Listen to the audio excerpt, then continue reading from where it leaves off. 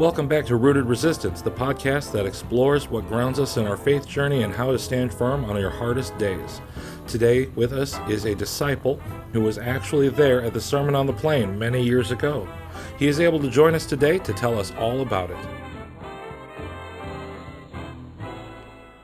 Even though it's been many years, I remember that afternoon quite well. The Galilean plain outside Capernaum was clear and wide, a level stretch of land filled with everyone from the curious to the suffering. It was a mild day in early spring, but the air was heavy. Oh, the crowd! They came from everywhere. There were thousands of weathered faces, tired and sick bodies, those burdened with needs we could all relate to.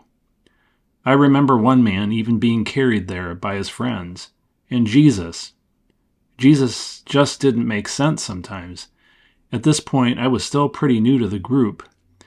Every time I thought I understood this rabbi, he turned things upside down again, challenging me with a new ordering of the world. And this was one of those days. But I say to you, one thing you have to understand, Jesus was among us, not up on a mountain or a throne. The dry grass rustled, and there was dust everywhere. He was right there in it, next to the fishermen and peasants, tripping over robes. When he opened his mouth to speak, though, the yells and groans grew quiet. We leaned in, his voice like the sound of living water. Blessed are you who are poor. Blessed are you who hunger. Blessed are you who weep. I remember whispering to my friend James at that moment and saying something like, well then, I'm not so sure I want to be blessed. But seriously, we were all kind of stunned at first.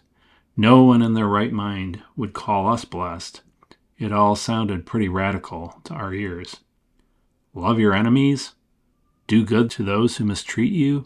You mean like Rome? I thought, shocked. The same Rome that taxed our land, our goods, our fish, up to half our income? I started to get real uncomfortable then. A few folks in the crowd laughed in discomfort. Others started to cry. I suppose, though, now we knew where to find this new kingdom, and it was in the last place we thought. Unusual as it was, as sure as I'm standing here in the end, it was still good news. My power and status, or lack thereof, are not what God needed to accomplish justice in the world. Mercy is wild and unreasonable, and it can change everything. Jesus was opening our eyes to see the very heart of God's kingdom, full of an upside-down love that disrupts our assumptions.